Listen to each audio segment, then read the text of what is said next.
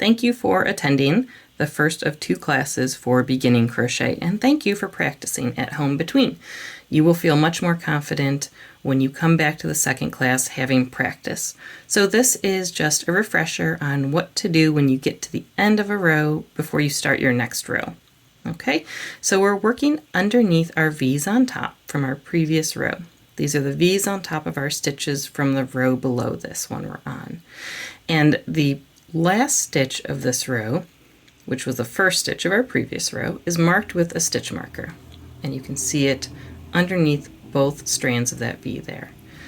So as we work the rest of this row, we're going to put our hook, remember to angle down, underneath both strands of that V, yarn over, pull up a loop, yarn over, pull through 2.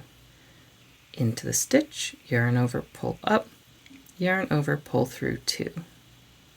And we're going to do that in every stitch until we get to the end. So here we are at our last stitch.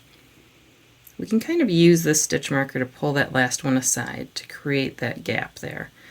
And that gap is where we're going in with our hook here. We can leave the stitch marker in. We're going to yarn over, pull up a loop, and finish this stitch by yarning over, pulling through 2. So now we've done that entire row.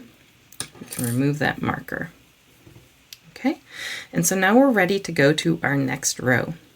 To do that, we will do 3 things. Number 1, chain 1.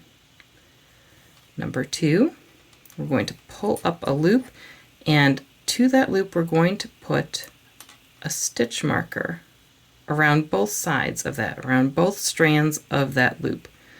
So here's our hook, here is the loop around our hook, and now here's a stitch marker around that loop. Okay, so both strands of that. We'll just adjust that so it's a little bit tighter. It's around our hook again, and now the third thing is we're going to turn our work like the page of a book. So now we're this way.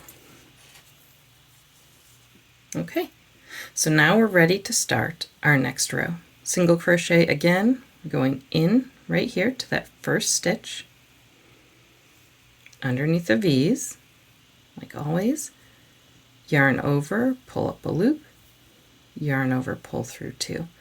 And you'll continue to do this for each row. And when you get to a stopping point, I would stop after a few stitches are on your row.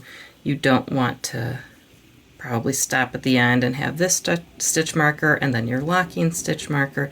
So get a few stitches on your row. When you're ready to take a break, pull up a loop, put your locking stitch marker around through that, just around the one strand, so then nothing is going to pull that out.